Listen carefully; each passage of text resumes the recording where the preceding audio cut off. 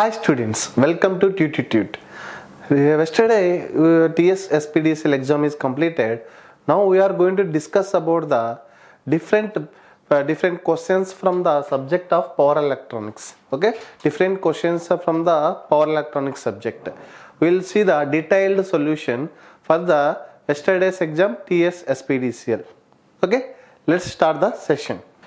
The first question what they are asking is if the amplitude of gate pulse applied to the thyristor is increased, then they are asking about different relations between the delay time and rise time. That means if we increase the gate pulse width, then what are the times are going to be affected? That means delay time and rise time he is asking. In general, we already studied the time, the characteristics of the time, characteristics of the SCR, on time and off time characteristics. If you observe that the on time characteristics are depends on the gate time pulse width. Okay, if you see the delay time for our SCR, the delay time is nothing but time to reach 0.1 of IA from forward leakage current to, okay, the time required to reach the current level from forward leakage current level to 0.1 of IA. That means if we give the gate pulse, the amplitude, high amplitude gate pulse if we give, then TD may get reduced. Within a short time we can reach this duration. Okay, within a short time we can reach the duration. Whereas rise time is nothing but, what is rise time? 0.1 IA to 0.9 IA. If you see the time characteristics, on time characteristics of SCR, only delay time is going to be affected with the help of gate pulse. If you increase the gate pulse amplitude also, it won't affect the rise time. Actually, rise time it depends on the load characteristics connected in the system. So this is depends on load, whereas TD is depends on amplitude of gate pulse, amplitude of IZ. So from the given question, what they are telling, if you increase the amplitude of gate pulse, then what is the effect on delay time and rise time?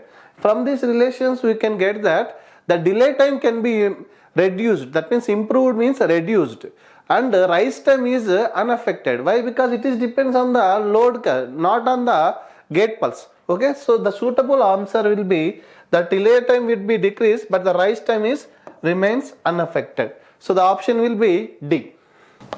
Next question. What the question they given? The following figure, if C is equal to I think it's 10 microfarads and L is equal to 1 millihenry and V0 is equal to 100 volts, the peak current through the diode is. Okay, they given one circuit here. What they are telling? It is initially charged with some voltage 100. Okay, capacitor is fully charged of voltage of 100 volts and one switch they given and diode they given.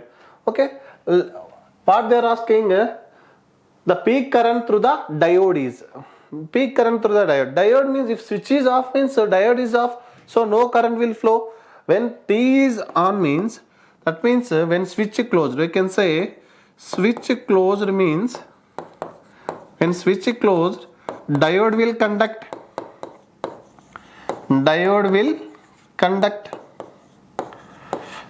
After that, what is the circuit will get? It will be like this: capacitance, charged capacitance with inductance, and since the on diode can be represented as a short circuit, this is the diode is on, this is capacitor and L.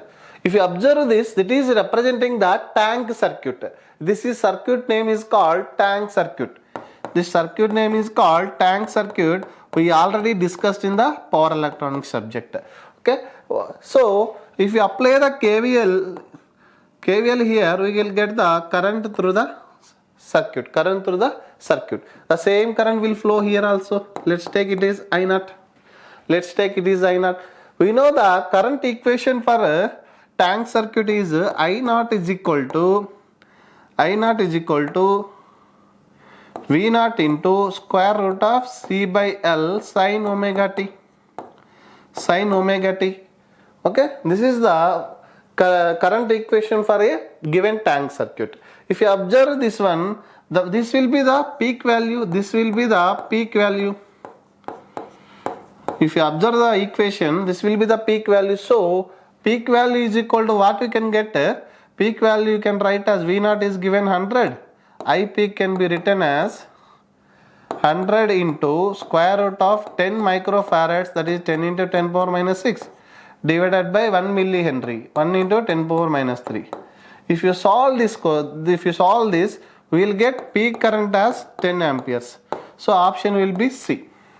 Okay, it is very simple. They given the tank circuit, they are asking the peak current. We know the current equation. From this we know the peak value, that means maximum value of the current, and by substituting the values we will get the answer as 10 amps. The next question, what they are asking, if 2 pulse fully rectified bridge converter with freewheeling diode, the width of the freewheeling diode current pulse, they are asking alpha, this width of the, let's say width of the freewheeling diode current pulse, assume RL load with continuous conduction. Okay, they are asking 2 pulse fully converted, that means full controlled rectifier they given, full controlled rectifier, what they given, full controlled rectifier with RL load and continuous current mode. So let's take the output current will be continuous, I naught with respect to time. Okay, it is continuous. This is the given data, and they are asking about the freewheeling diode current. Let's take the graph for the freewheeling. This is the I naught current, and let's take the intervals 0 to alpha and alpha to pi and pi to pi plus alpha. We know that from 0 to alpha, there is a conduction of the freewheeling diode. Here freewheeling diode will conduct, and pi to pi plus alpha also freewheeling diode will conduct. Okay, in this duration alpha to pi, what will come? T1 and T3 will come. This is T2 and T4 will on. Okay, this is on. This is the waveform for the freewheeling diode for a full controlled rectifier with RL load. Okay, so from this what we can say, the freewheeling diode comes in the period, here the period is alpha, here also pi to pi plus alpha, here also the period is alpha. So alpha plus alpha total will be 2 alpha. Okay, alpha plus alpha will be 2 alpha. What they are asking? The width of the freewheeling diode current pulse. So alpha plus alpha equal to 2 alpha. So our answer is D. Next question. In a single pulse modulation of PWM inverter, if pulse width is 72 degrees, then they are asking their single pulse width modulation. We know the pulse width 2D is equal to 72 degrees, means it is going to 72 degrees or 144 degrees also. 144 degrees, it is going to eliminate the fifth harmonics. It is going to eliminate the fifth harmonics in the waveform. Fifth harmonics gets eliminated. Fifth harmonics gets eliminated. This is a simple theory question. Okay, we already studied in the power electronics. Similarly for third harmonic and seventh harmonic also some simple formula is there. So we can directly answer this question as fifth harmonics can be eliminated. So answer is A. Next one, the current source inverter is obtained by inserting a large. They are asking whether capacitance or inductance, or if it is a capacitance, whether it is connected in series or parallel. If it is a inductor, whether it is series or parallel. We know that current source is nothing but, one of the important factor is the current source is nothing but Is should be constant. IS should be constant. The first and foremost important thing for current source inverter is IS is going to be constant. So in order to get the IS is constant, we are going to take the inductor. Large inductor we are going to take, large inductor. And it is going to connected in series with the DC voltage. Connected with VDC voltage. Okay. So the combination is going to provide the, this combination is going to provide the current source. Current source I naught constant or IS constant IS you can get. How you will get the constant IS? With the help of the large inductor by connecting in series with the source voltage, DC voltage. Okay, practically current sources are not available. To make the current source, we are going to connect the DC voltage with large inductor will act as a constant current source. So this can be used in a current source inverter. So our option will be inductance in series with the DC supply. So our option will be inductance in series with the DC supply. Next question. A step-up chopper has input DC voltage of 200 volts and average output voltage of 500 volts. If the conduction time of the switch is 150 microseconds, determine the pulse width of the output voltage. What they are asking, determine the pulse width of the output voltage. Okay, determine the pulse width of the output voltage. We'll see. First, we will note down the given data. What are all given? The chopper input voltage is 200. Vs is equal to 200 volts, and average output voltage is given V0 is equal to 500 volts. Okay. So next one is conduction time of switch is 150 microseconds. So the conduction time means is nothing but T on they given as 150 microseconds. T on they given as 150 microseconds. So we know that the given step up chopper, we know that for step up chopper V0 is equal to 1 minus D into Vs. This is the voltage formula for the step up chopper. What they are asking? Pulse width of the output voltage. Okay, we will draw the circuit also. The circuit will be like this.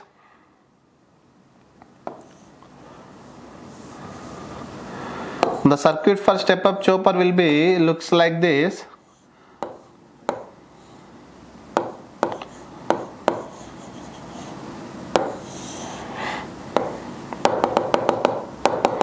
This is our the chopper switch and VDC, diode and resistance load. Okay, this is the circuit.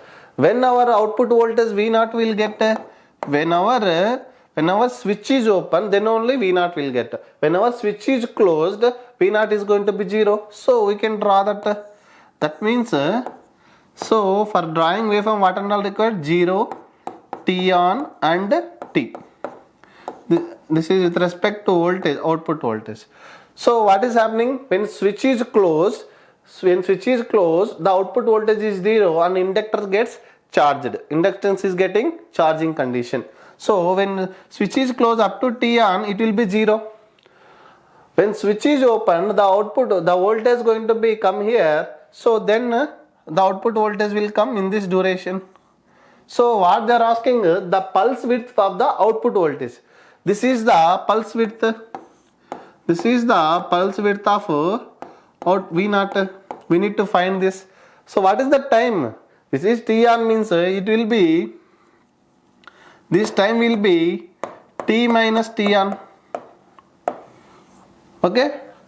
T minus T on. What we need to find? What we need to find? T minus T on. That is nothing but T of time. That is nothing but T of time we need to find. We know V0 and Vs and T on also given. From this equation where we can find out. And D, what you can write? D is equal to T on by T on plus T off. We can write like this. Okay, we know T on and we know Vs and V0. If you substitute the values, what we will get? Let's substitute. So first we will find the 1 minus d value as Vs by V naught. Vs by V naught. Vs is 200 by 500. We will get 2 by 5. Okay, from this d we will get 1 minus 2 by 5. This will be 3 by 5. Okay, this will be 3 by 5. That means d is equal to 0.6. D is equal to 0.6. So we know that T on by, okay, D you get 0.6. From here what we will write, T on plus T off is equal into 0.6 is equal to T on. We can write from this equation. Okay, from the duty cycle equation you will get this. Okay, from this what we need, T of 0.6 into T of is equal to T on minus 0.6 into T on. Okay, what is that? T on how much they given? 150. 150 minus 0.6 into 150.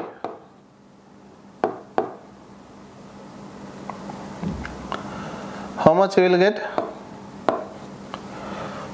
0.6 into 150. 0.6 T on is 150.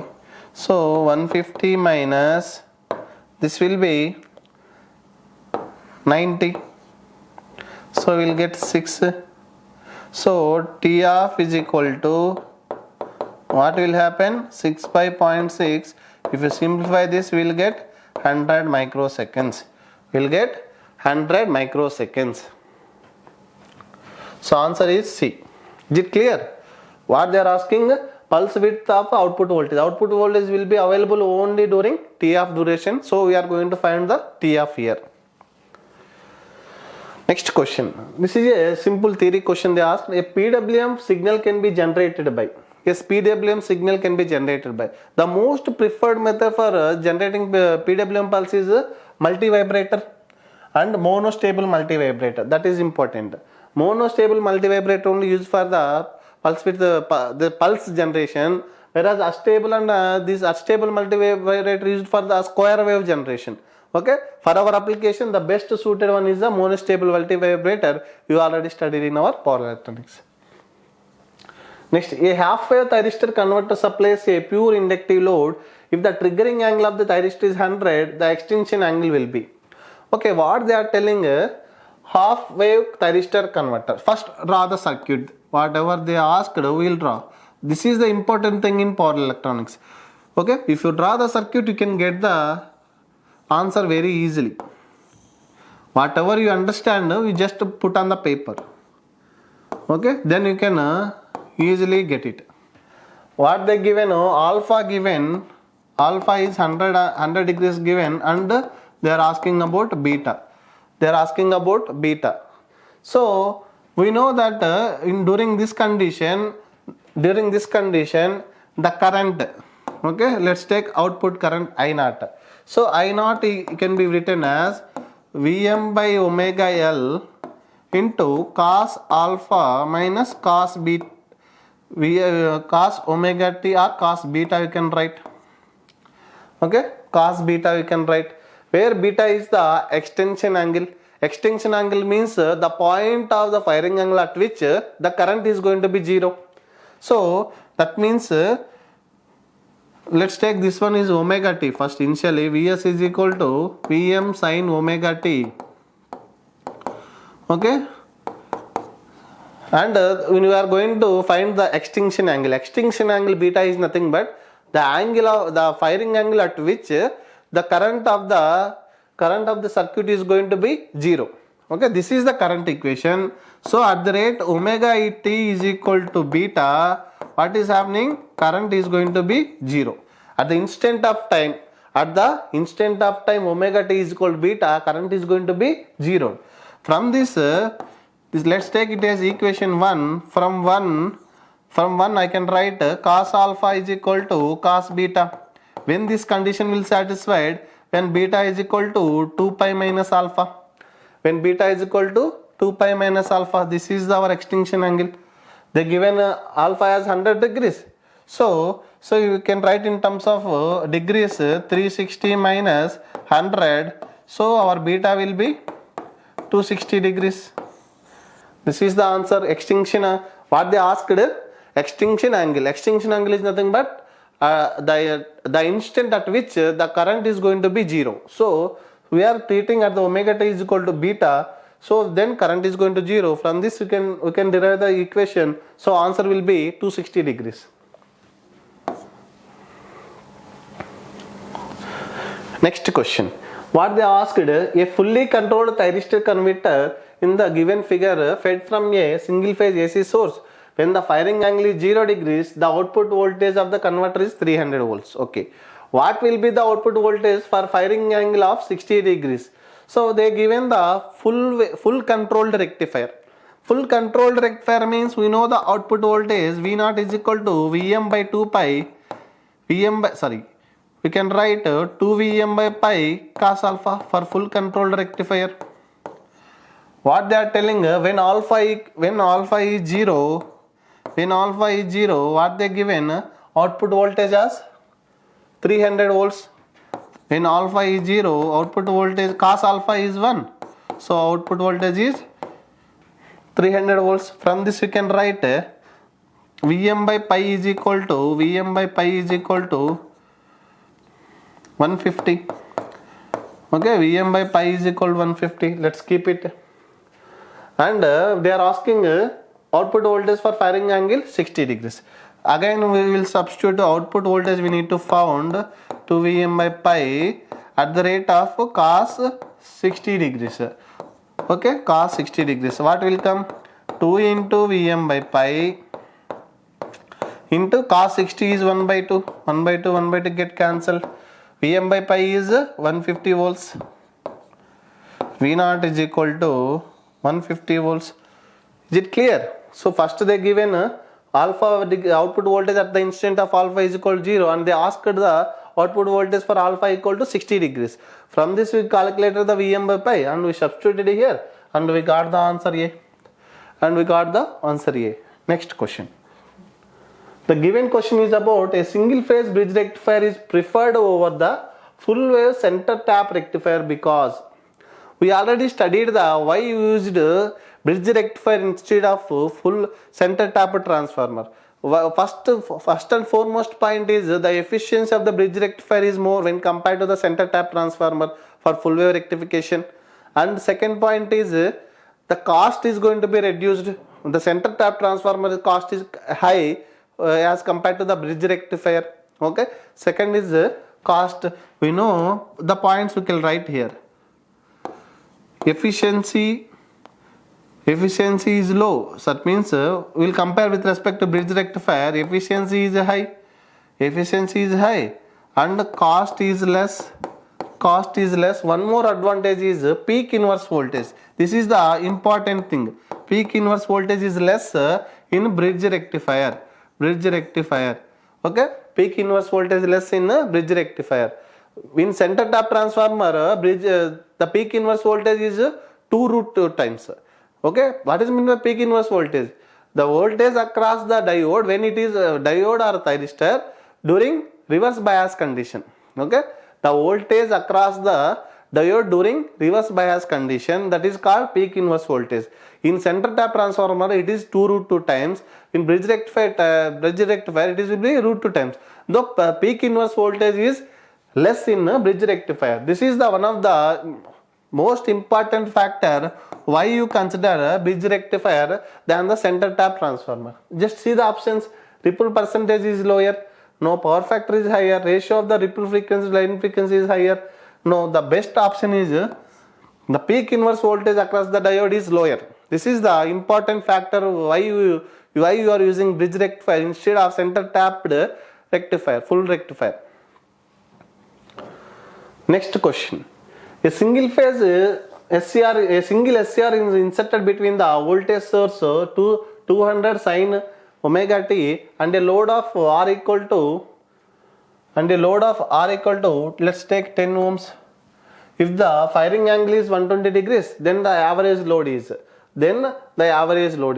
What they are telling, they are going to insert, they are inserting the SCR with a resistive load of 10 ohms. This is the voltage is 200 sin 314 into T. Okay, this is the question they given. Okay, just to draw the circuit. From this you can observe that it is a half wave rectifier, controlled half wave rectifier. Okay, it is a controlled half wave rectifier. We know that output voltage is V0 is equal to average output voltage is Vm by 2 pi 1 plus cos alpha. Okay, the average output voltage for half wave rectifier is Vm by 2 pi 1 plus cos alpha. From this equation we can write Vm is equal to 200. From this we can write Vm is equal to 200. So, and they given the alpha as 120 degrees.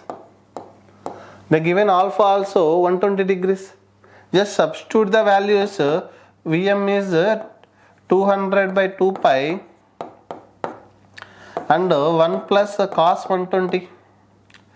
1 plus cos 120. By simplification we will get 200 into 100. So 100 by pi into this will be 1 minus 1 by 2, cos 120 is minus 1 by 2. So we will get 100 by pi into 1 by 2. So it will come 50 by pi volts.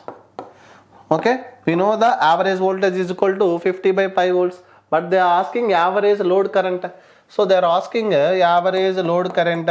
So that average load current, how we will get?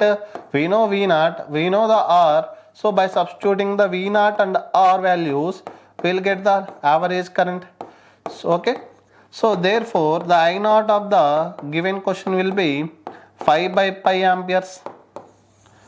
I0 is going to be 5 by pi amperes. The answer is B. Okay. Next question. The average output voltage of DC to DC converter can be controlled by. We already discussed the output voltage. Let's take the output voltage V0 is equal to, for any either step up or step down, D into Vs. Let's take the step down or the step up also, it depends on the duty cycle only. So the duty cycle can be written as T on by T on plus T off, or you can write it as T on by T, or you can write 1 by T can be written as F into T on. Okay, F into T on. We know the two types of controls. One is T on can be controlled at the rate of constant T. At the rate of constant, this process is called pulse width modulation. Okay, this process is called pulse width modulation. One more control is T on constant. You can write, otherwise you can say T can be variable at the rate of T on constant. At the rate of T on constant. Then also you can control the duty cycle, thereby output voltage can be controlled. This process is called frequency control. This process is called frequency control. Frequency control is nothing but 1 by T is 1 by F is equal to 1 by T. If you control the frequency, time period also will be controlled. Okay. So the answer, best answer is both pulse width modulation as well as frequency modulation. We can able to control the output voltage. Okay. Next question. Okay. So these are the different questions we got from the power electronics subject. Okay.